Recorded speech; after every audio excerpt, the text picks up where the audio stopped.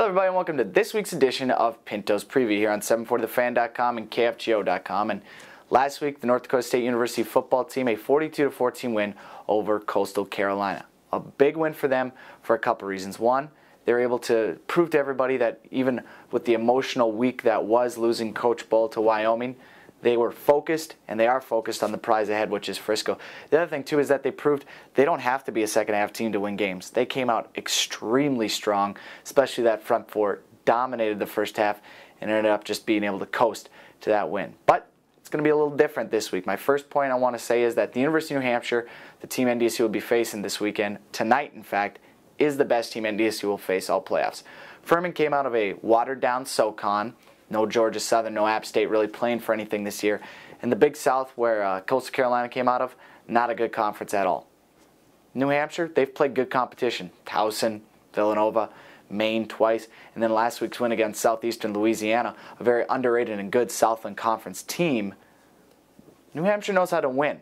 They're a good team, they're a strong team, and NDSU, in my opinion, toughest team that they face in the playoffs that doesn't run the triple option was James Madison.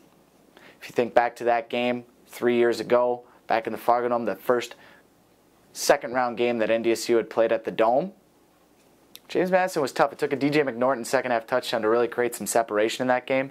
So don't be super confident in this game because New Hampshire does come out of a good conference, the CAA. However, the second point I want to say is NDSU does not need to come out as strong as they did last week to win this game. Now, last week they came out strong. A lot of emotions. They wanted to prove, I think, to everybody that, hey, we're a really good team. We will not get distracted by all this outside noise. And they came out and just punched Coastal Carolina right in the mouth. Now, they don't need to do that this week because they're going to be able to play their game. And New Hampshire is going to be able to punch right with them, kind of like that fighter mentality. They're going to feel it out. Don't be shocked. Don't get anxiety if it's 13-7 at halftime. I know the point spread's about 21 points right now. Don't be afraid if it's 13-7 or even if New Hampshire scores a couple times on NDSU's vaunted defense. The third point I want to bring up is because they might score is their receivers.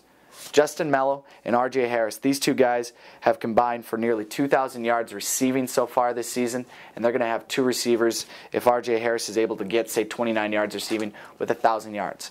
Now, that 1-2 combination that is dominant like that, you can relate to NDSU's running attack with Sam Ojuri and John Crockett. Crockett only about 4 yards away from 1,000 yards rushing. Again, this season, Ojuri already there.